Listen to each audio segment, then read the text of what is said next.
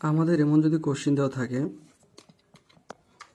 যে আমাদের এখানে হচ্ছে ভোল্টমিটারের মান দেওয়া আছে, আর এখানে আমাদের যে বিভব, মূল বিভবের যদি মান বার করতে বলে, তাহলে আমাদের এই সার্কিটটা থেকে খুব সহজেই মান বের করেছে। কিভাবে? আমাদের এই যে এখানে ভি এর মানটা দেওয়া আছে, এটাকে আমাদের মূল ভি ধরে এখানকার শাখা কারেন্ট আগে প্রথমে বের করব। শাখা কারেন্ট বের করার পর এই দিক দিয়ে একটা লুপ ফেলতে পারি, আবার এখানকার এদিক দিয়ে একটা লুপ ফেললে আমাদের এইখানকার মানটা পাইছে। দেখি আমরা কিভাবে খুব সহজ নিয়মে পেয়ে যাই। গিভেন করি, আচ্ছা আমরা ডিরেক্টলি যদি করি তাহলে এখানকার যদি আমরা টোটাল আই যদি এই এখানে আমাদের আই, এই আইটা যদি বের করি, আই ইকুয়াল হচ্ছে আমরা কি জানি ভি ভাগ আর। তাহলে ভি যেহেতু আমাদের মান জানা নেই, তাহলে সম্পূর্ণ এই ভিটাকে নিলাম।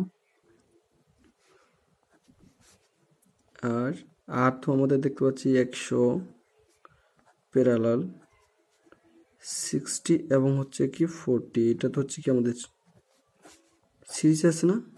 আবার এখন টোটাল এটার সাথে আমাদের এই 50টা কি সিরিজে আছে না।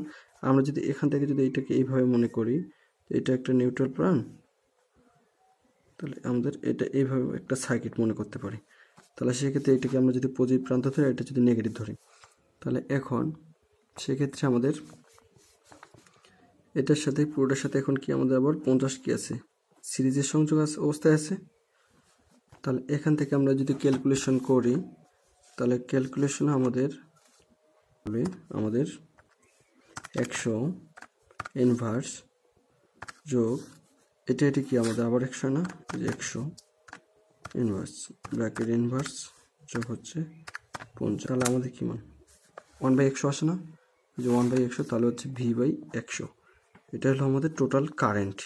এখন আমাদের যেহেতু I60 মান বের করতে হবে, সেক্ষেত্রে হচ্ছে আমাদের করতে হবে কি I60, আমাদের কি জানি যে মোট কারেন্ট কি আমাদের V/100, মোট কারেন্ট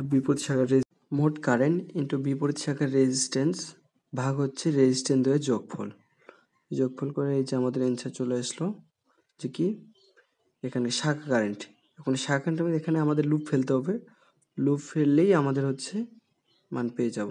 দেখি যে এখানে একটা ভি মাইনাস প্লাস মাইনাস, যেহেতু কারেন্ট যেদিকে যায় সেদিকে আমাদের নেগেটিভ প্রান্ত, তাহলে -60 ইন্টু ওই শাখার কারেন্ট, ওই শাখার কি জানি I60। এখন দেখি যে আমাদের ভোল্টমিটারের মান দেওয়া আছে 70 ভোল্ট, এখানে -70 সেকেন্ড প্রান্ত নিলাম।